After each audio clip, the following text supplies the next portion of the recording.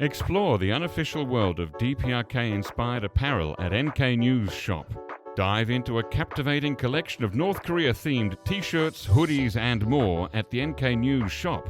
From the popular Daedonggang beer t-shirts to the adventurous Air Koryo designs, each piece offers a unique glimpse into aspects of the DPRK you'll be familiar with. Featuring retro travel-inspired prints of Pyongyang's landmarks and brands, our apparel is 100% handcrafted in the USA. Support independent journalism with every purchase. Explore our range today at shop.nknews.org. That's shop.nknews.org.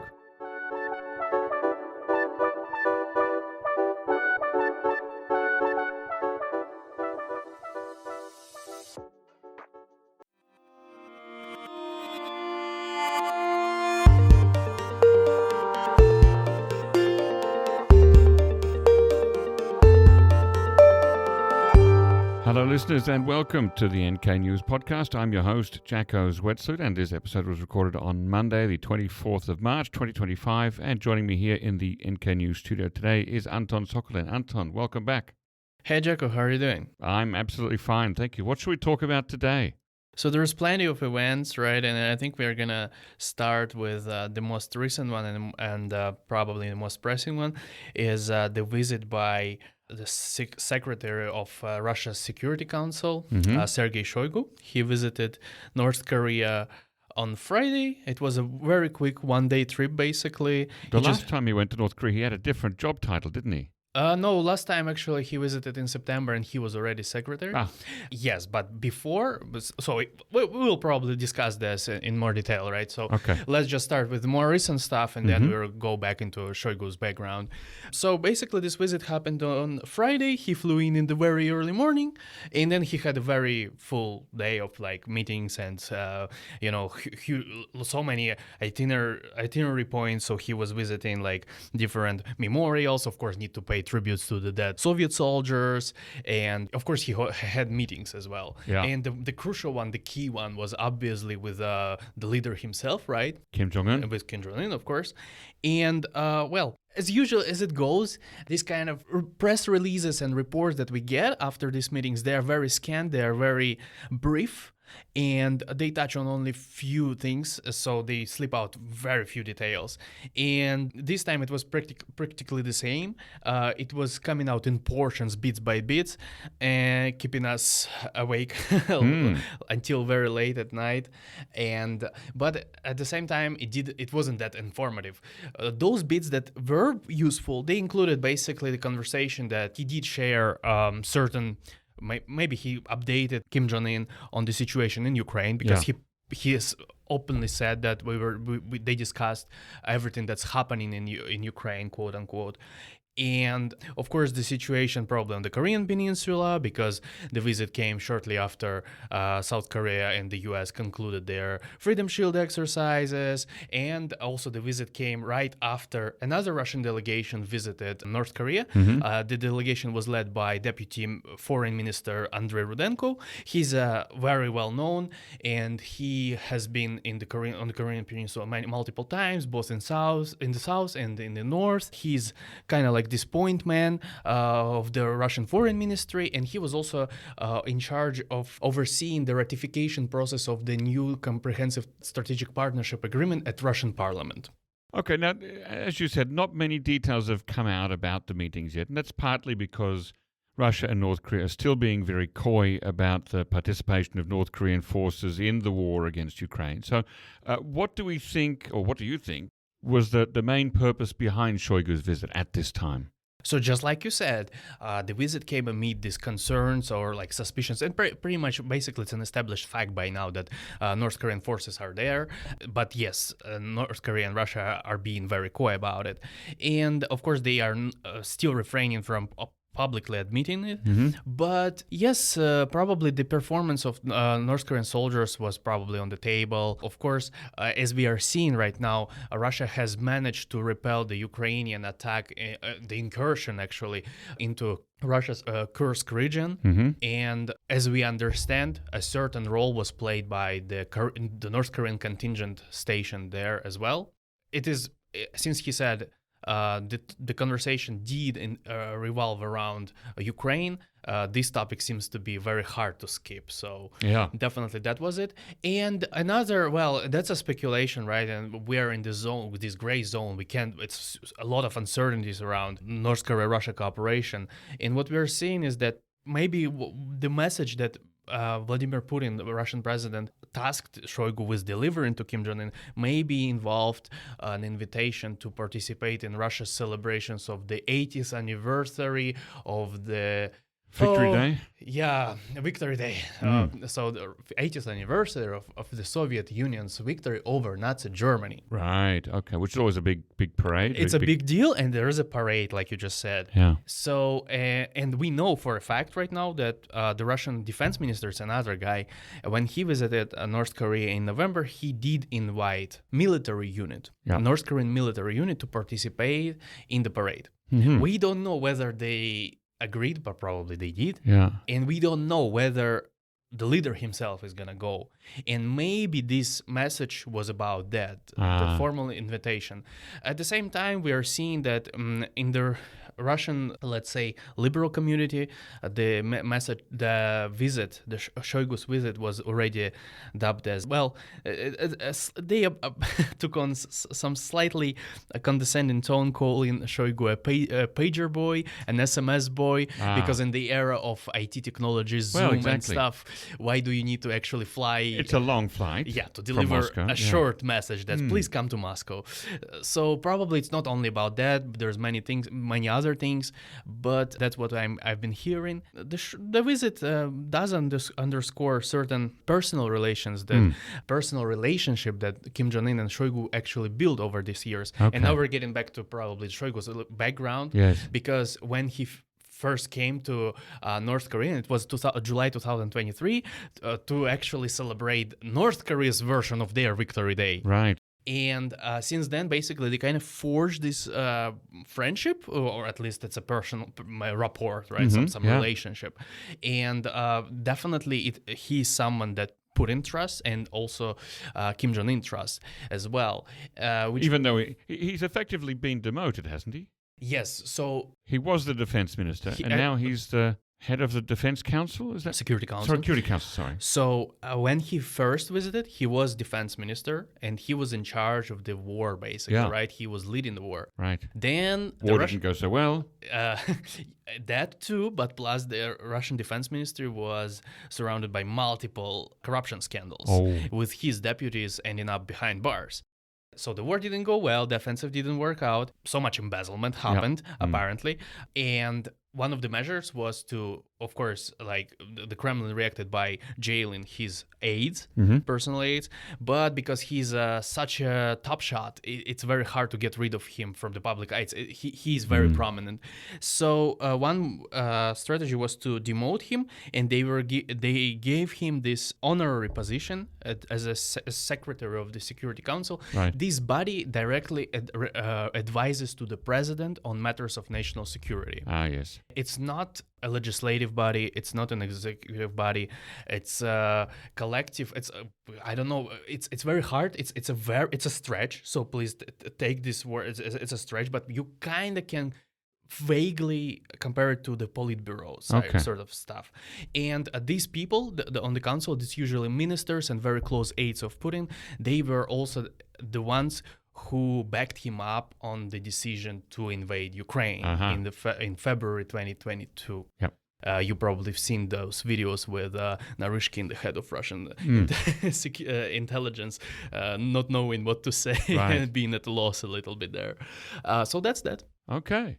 Wow. So that's another visit by Shoigu to Pyongyang. Let's see what that. When is the Victory Day? That's May 9th. So it's coming up in a couple of months. So we'll see whether or not a unit comes, whether or not Kim Jong Un himself comes. He doesn't like to fly much, so if he goes, it would have to be by rail, wouldn't it? Yes, and that raises a whole lot of questions. How it's going to be done, how they're going to handle security. So we're definitely going to keep close tabs on that. Interesting. Okay, all right. What's our next story today?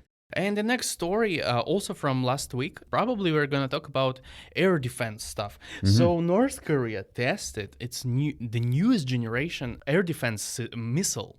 So this is a missile to shoot down an incoming missile. Yes, exactly. Because North Korea for generations now has been struggling with developing this system, and air defense was its kind of like a soft spot. They have been trying to improve this situation, and now we are seeing some results. It's a gradual process, so it's not like this missile came out of nowhere. There were previous versions. They were based in them of Soviet systems and other ones. And this particular situation is interesting because, Kim Jong Un was there. Yes. He personally oversaw this. And another thing I noticed is that when you look at the pictures published by Rodon Shinmun, the party daily, you can see they blurred out parts of the screen that was behind Kim Jong Un. Okay. And you can see transport reactor launcher. So probably since they considered it sensitive information, we probably can deduce that it's also a modified version, maybe an upgraded version of their tells that they used before, but now it's a newer one.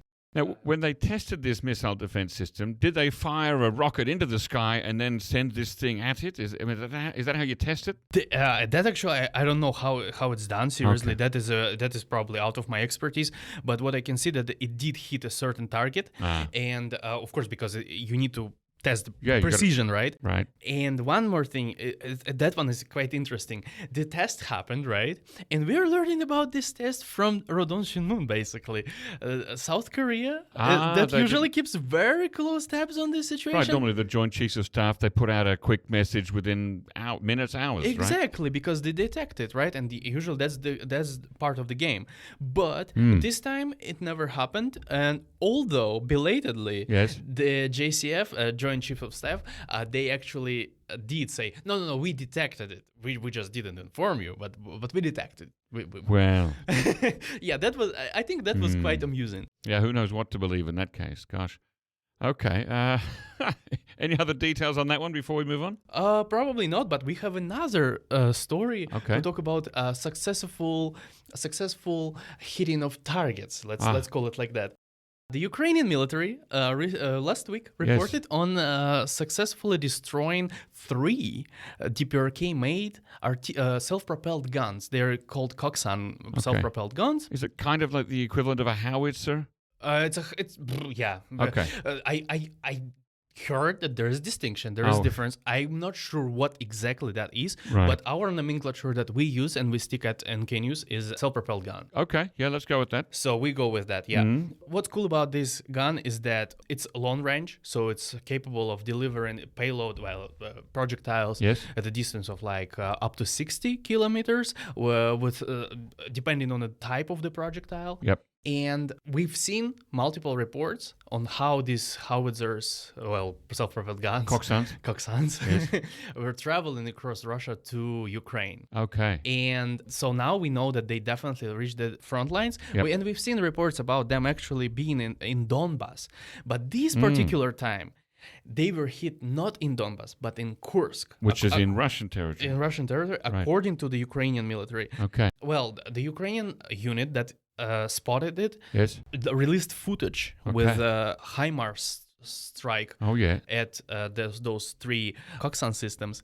And of course, because it's a drone footage, right, it's a bit blurry, it's a bit hard to determine. So they claim it to be Koksans, but actually we are still a bit doubting whether that was the case. So we just have to rely on the Ukrainian military, because we don't know, because these Koksan systems, at least in their shape and outlook, they actually appearance, right? They look very similar to Russian S7 Pion systems. So you need to really have good quality footage or imagery to determine the details, because basically all we have is just a shape, right? Oh, yes. And but it's interesting what the Ukrainian military unit pointed out about this strike is that if these artillery systems were actually operated by the North Koreans, then it means that they're clearly learning some new tricks on the battlefield, because these systems had what we call cope cages mounted on top of them, and they are used to prevent drone strikes. Right, these have been used by the Russians since early on in the war in 2022. That,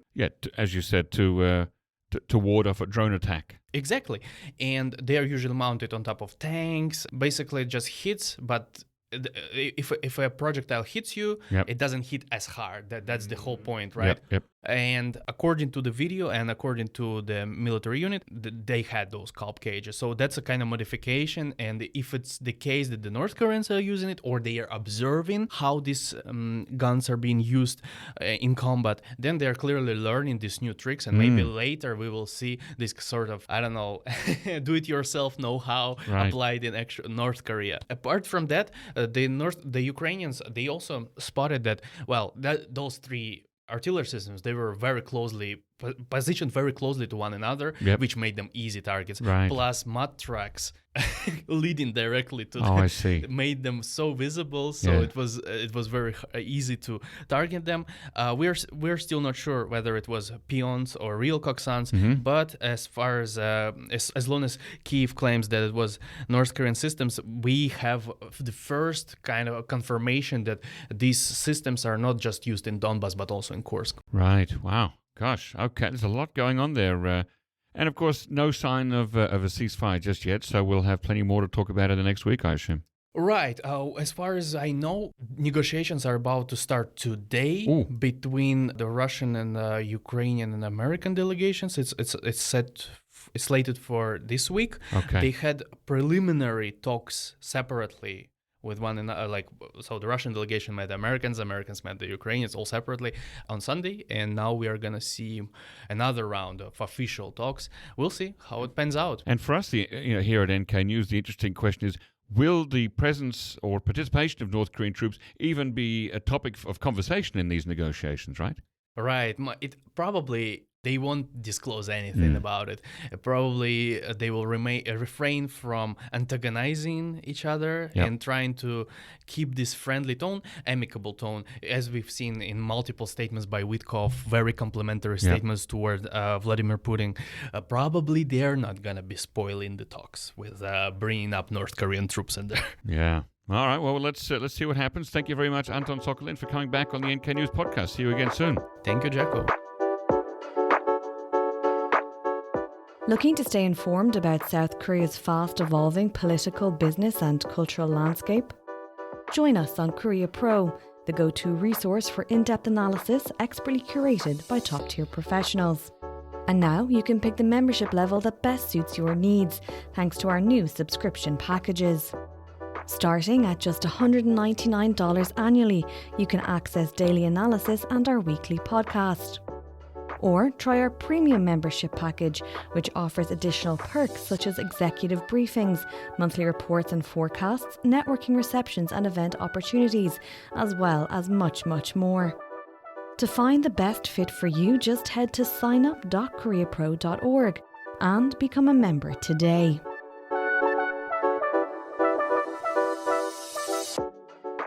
Ladies and gentlemen, that brings us to the end of our podcast episode for today. Our thanks go to Brian Betts and Alana Hill for facilitating this episode, and to our post-recording producer genius Gabby Magnuson, who cuts out all the extraneous noises, awkward silences, bodily functions, and fixes the audio levels. Thank you, and listen again next time.